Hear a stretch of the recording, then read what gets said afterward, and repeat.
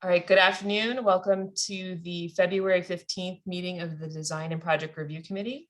We do have a quorum. Is there a motion to suspend the rules to participate electronically?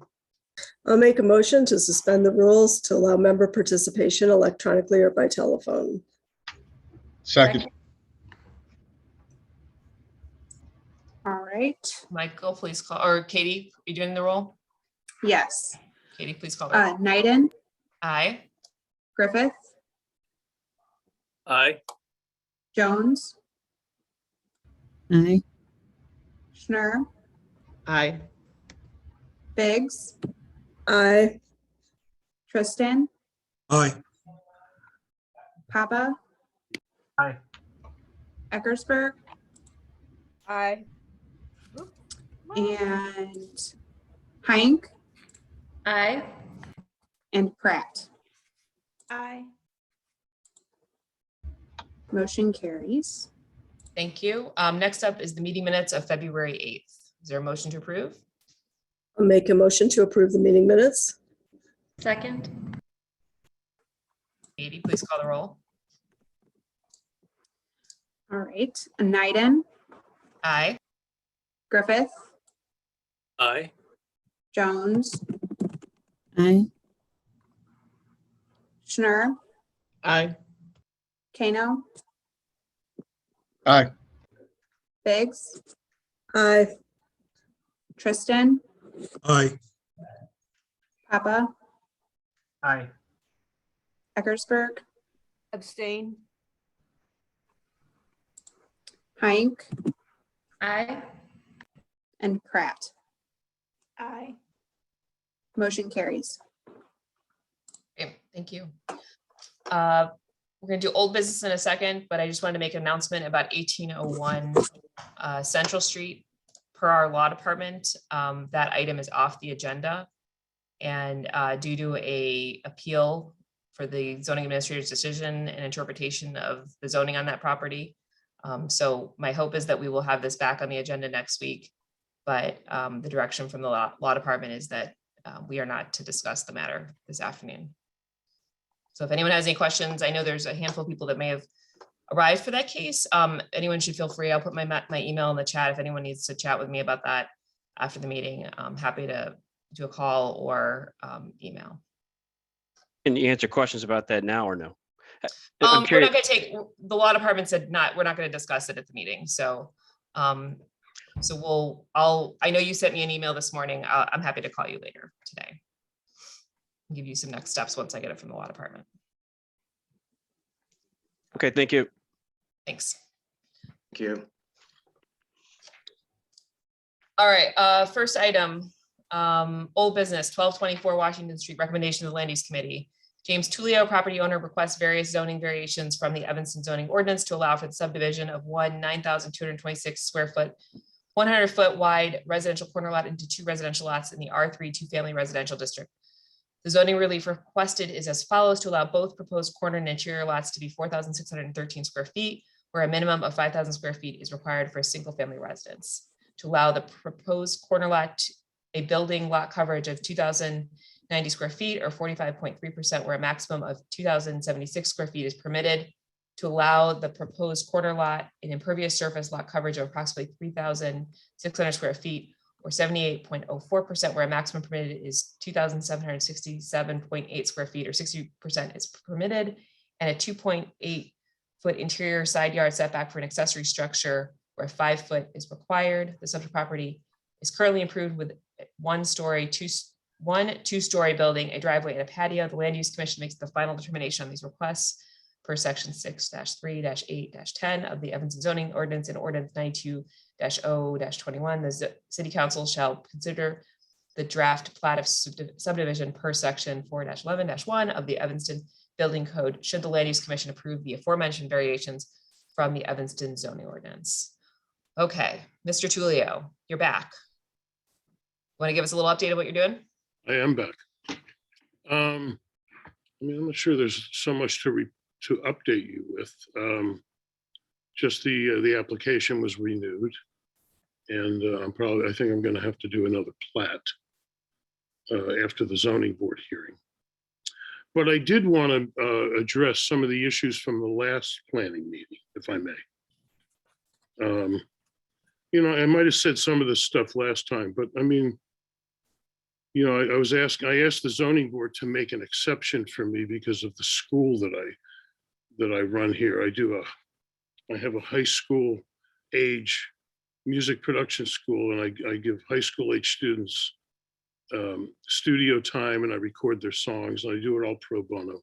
And it's an incredibly successful program. And my building isn't in jeopardy, and that's why I'm trying to sell the lot to be able to save the building. But some of the other issues that were brought up before, I thought, you know, I did some research, and there are many, many lots in Evanston that are under 5,000 square feet. And in fact, my neighbor's lot is under 5,000 square feet. So that's one thing I wanted to mention again. And I can't remember the woman who brought up the drainage issue. You know, covering part of the lot would be a drainage problem. You know, I mean, 90% of the homes in Evanston are, they're, you know, back to back. I mean, and this lot would still have, if they built a house on it, would still have plenty of land. And I've never had a drainage problem here, ever. And maybe it's because I have an empty lot, but I'm not sure that would be much of an issue. Other than that, you know, I'm just hoping I can get this done.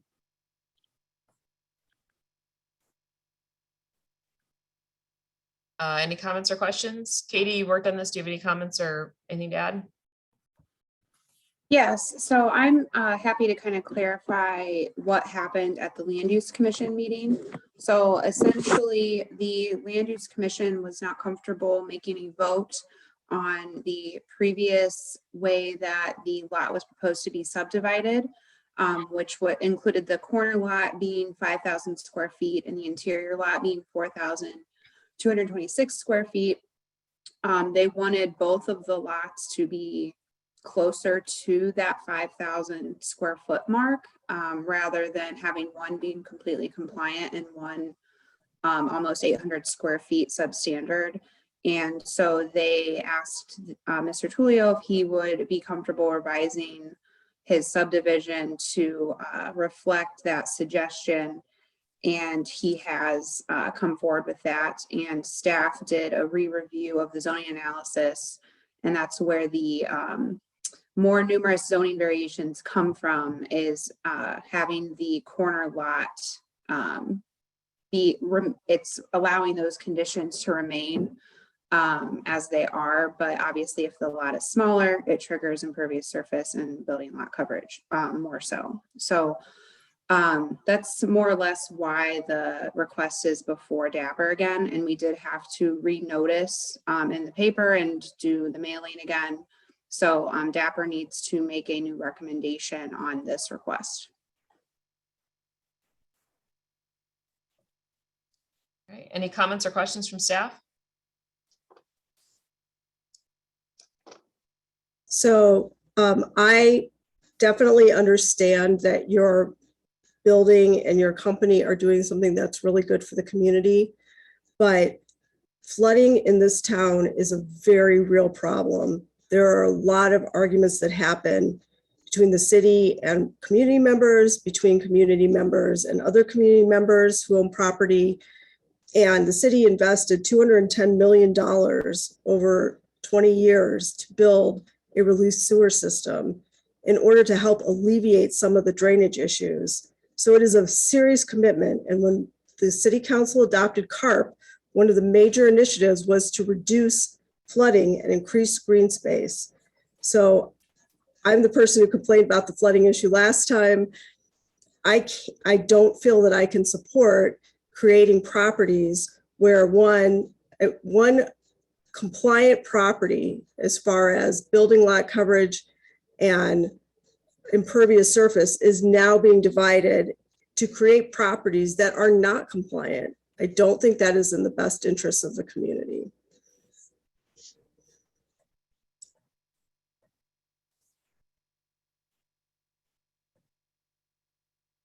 Other questions or comments? So I kind of want to add a little bit more. with regards to what the Land Use Commission discussed, and actually the previous conditions that the zoning administrator had added in the memo that went to the Land Use Commission. I know at the Land Use Commission, there was a fair amount of discussion regarding affordability, and this being a possible location to be able to do a smaller lot with a smaller home that would be more affordable to people, and then also bringing up that we have regulations for efficiency homes that would fit on the smaller lots. But I guess one of my other questions would be, I'm not sure, I don't think she's on the call, Melissa. She previously had conditions where we would not permit variations for the new lot. If there were, I guess, concerns with regards to that, could we still enact those conditions?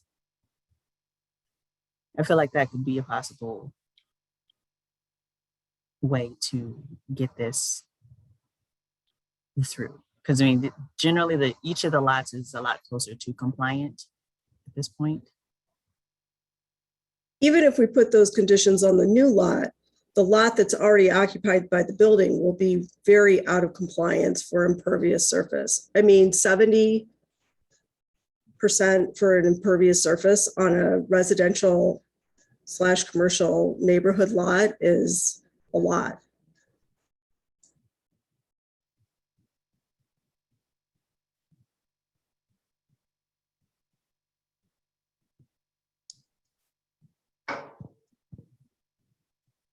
Okay, other comments or questions?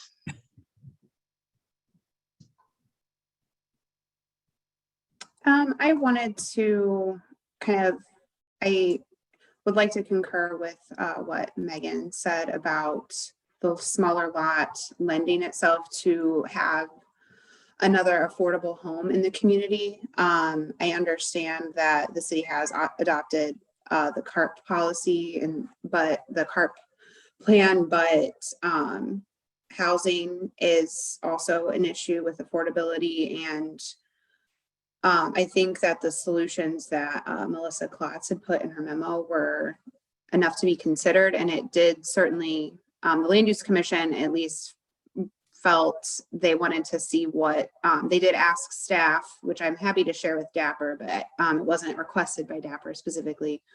They wanted to see what potential building footprints would be for 2 single-family homes on the 2 lots. Should the current property that's developed be developed with a new single-family home.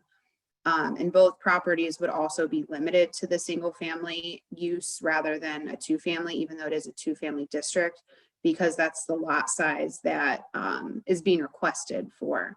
So I'm happy to pull those up if any other staff would like to share them, but they'll be otherwise in the Land Use Commission packet going out this Friday. So I was at the Land Use Commission meeting as well, and I think the Land Use Commission was very much looking for a way in which to approve this. But given the nature of how the lots were split at the time, they asked for this different breakdown of the lots. So I think they were receptive to the conditions that were suggested by the zoning administrator, and making a recommendation with those similar conditions, which I think include the no build of we would not issue a rebuild of the current building. Was that one of the conditions? I can pull it up just a moment. Thanks. And that and I think the other one that was a big one was that no variances would be permitted in order to build a house on the newly created Share lot, my right? screen.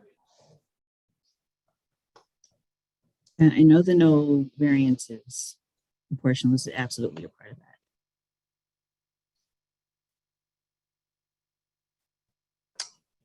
that. Can I have screen sharing permission? You should be able to screen share.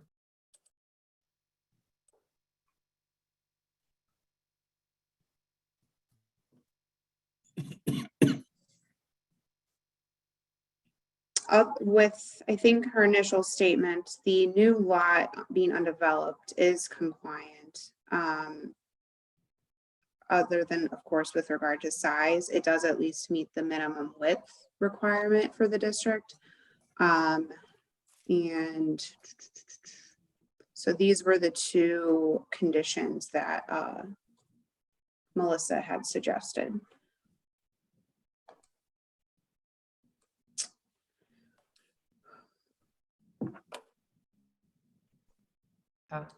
And Mr. So- Tulio, you're okay with these if we attach these as a way to subdivide your lot? Sure. Yes.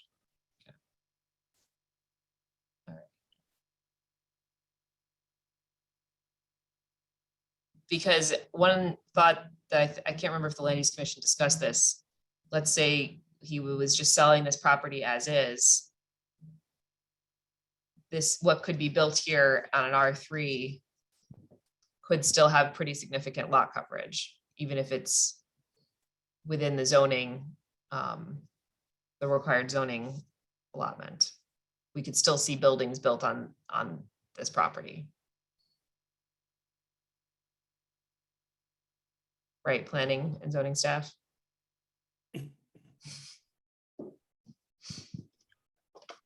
Yes, that's correct. That's correct. And they could, at this moment, without this lot split, could come in and ask for variances, which we would have to entertain, but this prevents us from entertaining those variances in the future.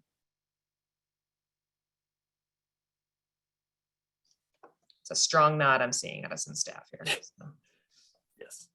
okay. Yes, that's Remember, most of us are in the Civic Center, so we got to use words because the camera's delayed, the internet's not so great, so it's hard to read facial expressions. I had a question about the existing concrete patio and if there was any conversation regarding switching that out to a more permeable surface as a condition of approval. Or if that's just going to be considered an existing condition that remains on the current lot that's going to remain at the corner lot. You're asking me? I'm asking Katie or any other staff that has looked at this, if there was any conversation or the applicant. Well, I mean, I would not be Oh. opposed. I put that in myself 15 years ago, but I wouldn't be opposed. I don't need the patio. It's not like it's essential. so that be- you're that be- amenable to removing the concrete patio or replacing it with permeable. Yes.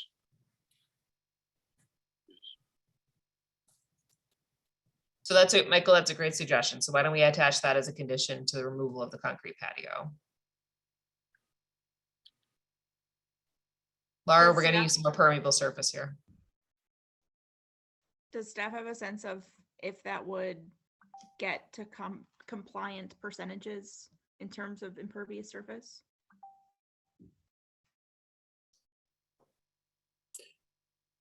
I don't think switching it to a permeable surface is going to bring it into compliance, but it would shave off a few percentage points based on how the zoning Yes, code applies the regulation. right. And that's correct. And if he does have like crushed stone or gravel there now, and that for the driveway, I did still include that in the number though. But if this were to go to the south side of the lot too, rather than a new curb cut off of Washington, that was already included in the numbers that we're reviewing. I'm sorry, Katie, I wasn't sure I understood what you were saying. So the crushed stone counts towards the impervious surface right now? It did in the zoning analysis, yes, assuming he would need to eventually have like a hard surface for the driveway. So, I mean, theoretically, that could also be replaced as a permeable pavement surface. I mean, currently the gravel it's very light. I mean, you can see the earth underneath. In fact, grass grows above it. So it's not like there is earth pretty close to that gravel. The gravel's very thin. That's correct, but unfortunately, Jim, you wouldn't be allowed to put new gravel down as you have to have like a hard surface for your driveways. So you would need to put in permeable pavers or concrete or asphalt. That is a code requirement. So right now, how it is, it's non-conforming. We're not making you improve your driveway now, but you couldn't continue to maintain it as. Okay.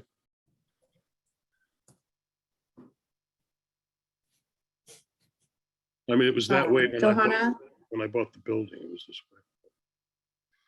I'm sorry, what'd you say, Jim? I said it was this way when I bought the building in 2006.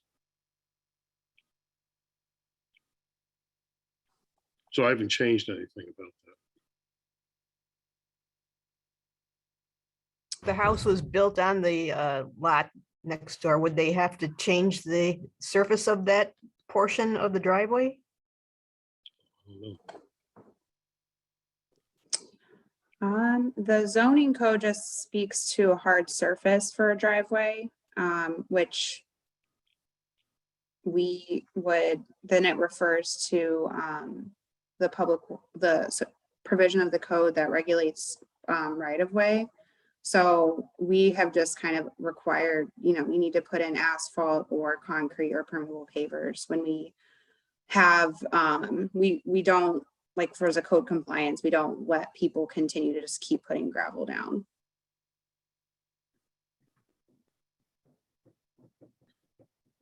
So it would be considered part of the new build.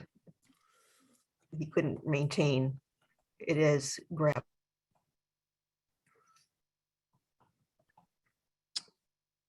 I'm not sure I follow. He's able to maintain his existing driveway for the existing building. But if he can't do so with this current material that he has. Now, I was just wondering if they build on the lot, on the empty lot, a house, and they have an easement for that driveway. Will the driveway have to be converted to a hard surface then? Or can he keep that portion as is?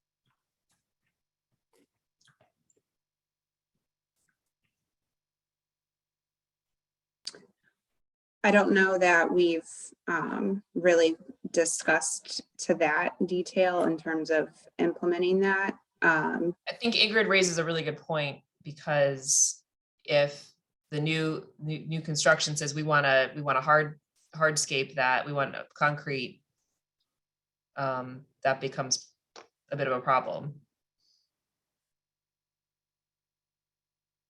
So maybe I can add a little bit of clarity here. So from a property standards perspective, if you have an existing gravel driveway, you've been permitted to keep that unless you make any changes. If you're adding a garage or whatever, then you have to bring that up to current code, which requires a hard surface. So in this particular case, if we were just looking at your property right now, we would let you continue to maintain that gravel driveway. I don't know if it's being considered a requirement of the lot split that you change this into a hard surface so that you're code compliant, so that if the second lot gets built on, they can just add to that when they're building versus having to redo the whole thing. But that also brings me to the other question. Have you thought about who's going to be required to maintain that easement when it comes to snow removal? I mean, we require the homeowner to remove their snow on their areas, but if it becomes a rental property or whatever, and then the person who needs to get through the easement to their property on the interior lot might have to drive through snow on your area where it's not maintained.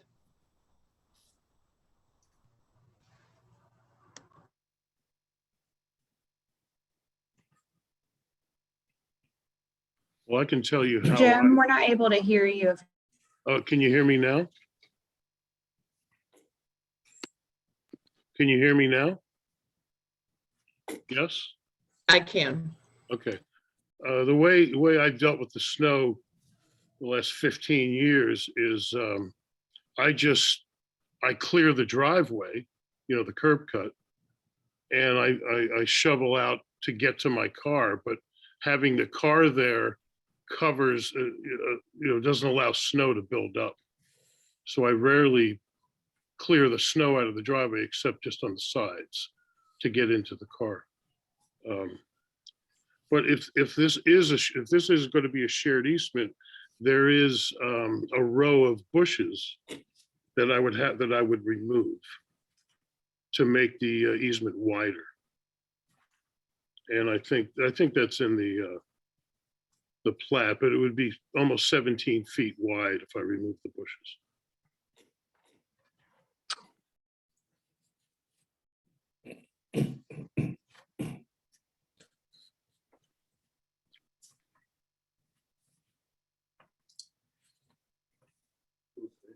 So that comes back to the question then, and I do remember the conversation about the bushes being removed. Are we going to, number one, require him to bring his driveway up to the current code as opposed to keeping it with the gravel in anticipation of the second lot being built someday? Or are we going to, who's going to be required to claim that easement? I mean, right now, we don't have any requirements to remove snow from alleys. Are we going to treat the easement like an alley and nobody maintains it? They just have to drive over it? Or is somebody going to be required to maintain that?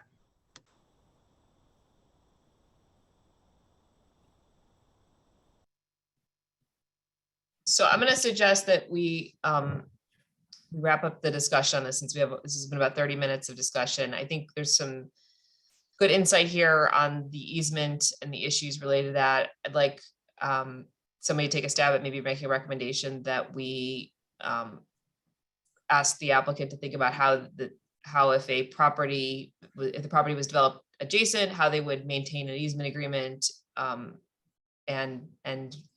if we're removing the bushes or doing other things, to have a better understanding to present that to the Land Use Commission. And then I think the conditions of the zoning administrator, as well as the removal of the concrete patio, all make sense in terms of moving this forward. If anyone has new information they want to discuss, happy to do that, but I want to move forward at this point. Johanna, if I may, they did also mention at the Land Use Commission, actually looking into allowing the curb cut on Washington, and we were asked to provide some traffic data on if a single family home were built on that lot and exited East Washington. I have done some like mock-ups showing that a house can fit and have the house shifted to the west, which then would forgo this conversation with the easement. So I don't know how that, obviously Dapper's making the recommendation, but I don't know if we wanted, how that information would affect what we're ultimately recommending. Like if we're gonna still recommend no curb cut onto Washington, and then we just kind of provide that information to the. Well, I think if we're trying to reduce the impermeable surface, adding a curb cut and a driveway increases impermeable surface. So I don't think, given the hesitancy of this body to recommend more impermeable surface, a curb cut is this group's position. But I don't know if I'm seeing sort of slight nods. And leaving crushed stone in the driveway at the existing property only to add hardscape adjacent seems like a lose-lose. But if the next property, the subdivided property includes the impervious surface as part of their total impervious surface allotment, and this driveway is removed, then you are coming out ahead.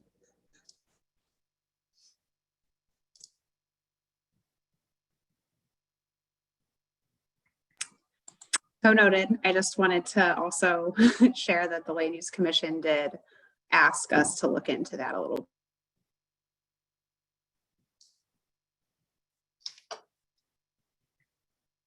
it's hard to make a judgment, based on all the configurations that house could have, if the driveway leading to a garage in the back or front, it's not, having vegetative cover is always better than permeable surface, hard surface.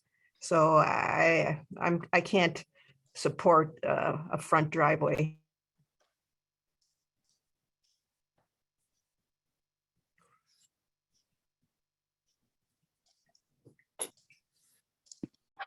I'd rather have some come off the back, work out an easement and have him keep the gravel on his property. So is there a recommendation?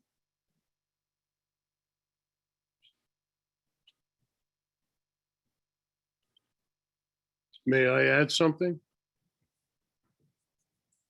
Sure, before we make our recommendation. I just want to say, for the 15 years I've been here, there's never not been parking on Washington. There's always parking on the street. It's never car to car. There's always spaces. I think most of us would find that in Evanston, nobody has ever really had a problem finding parking. It's just the perception that people want to park right in front of where they're going. Right. I think that's the challenge we face in Evanston, is that people want to park right in front of where they're going. And so, But my point is, there's always a space on Washington in front of me, always, 2 or 3 spaces. right, I think we're in agreement. We don't want to see a curb cut here. Yeah, okay. So. But somebody who buys this lot and develops it as a home might feel otherwise, that they want to have a space to park all their cars. If they have multiple cars. All right, third time's the charm. Anyone want to make a motion?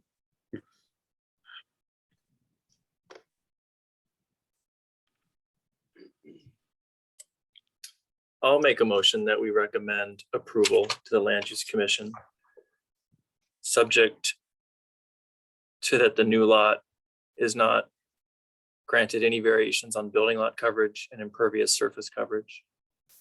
That the existing structure on the corner lot, if that's ever removed, that any new structure, any new construction complies with the current zoning code. That there's no curb cut onto Washington. And that the existing concrete patio is replaced with a permeable surface material. Second. All right, Katie, please call the roll.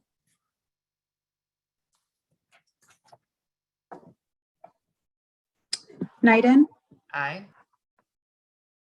Griffith, Aye. Jones, Aye. Schnur, Aye. Kano, No. Biggs, No, Tristan, Aye. Papa, Aye. Eckersberg, Aye. Heinck, Aye. and Pratt. No. So Katie, what was the final count there? When you have a second? It was 8-3, motion carries.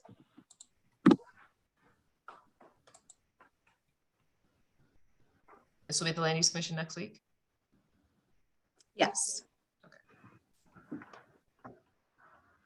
All right. We will see you then, Mr. Tullio. Thank you all. Can you ask them to tell you the condition again? Condition. They're gonna- All right, next up, 1801 Central Street is off, and will likely be next week. We're waiting pending a law decision. Next up is 618 Davis Street. This is a recommendation of the zoning administrator. Amar Hussein Lisi submits for an administrative reviews for a medical office, a COVID test facility in the D2 downtown retail core district. Amar, are you on? Yeah, I'm on. Okay. Katie, you want to do screen share to show for the application? Amar, do you want to go over what you're proposing to do? Sure. Yeah, so at 618 Davis Street, so what I'm proposing to do is put up a COVID test center. So it's a 3,150 square feet building. And so it's in the events and area. So that's what I'm currently planning to propose to do.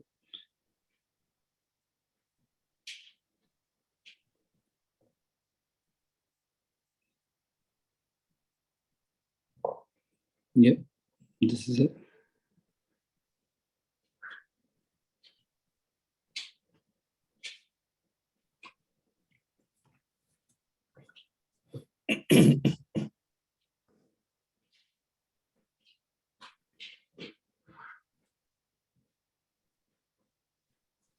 Yep, So here it is. how will people queue up to come into this facility?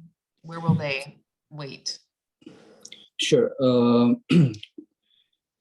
Right now, so what I'm planning, so as you can see, the entrance is, there's the main entrance, and the people will will enter through, and there will be few of the tables that will be allocated at the sides, and we'll have a will be within across 6 feet distance, maintaining social distancing. And and we'll have some of the chairs set up here at the side, towards the right side of the front desk. And within across 6 feet distancing, we'll have labels put across the floor where people can wait and stand in line as they go through the testing process.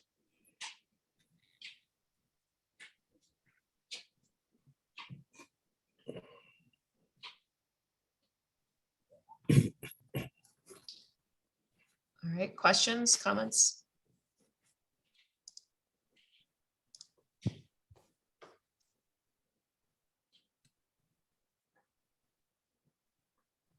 I think my only condition I'd like to put on this is that queuing up will not take place at any time outside of the building, given that this isn't a very big sidewalk. Yes, sure.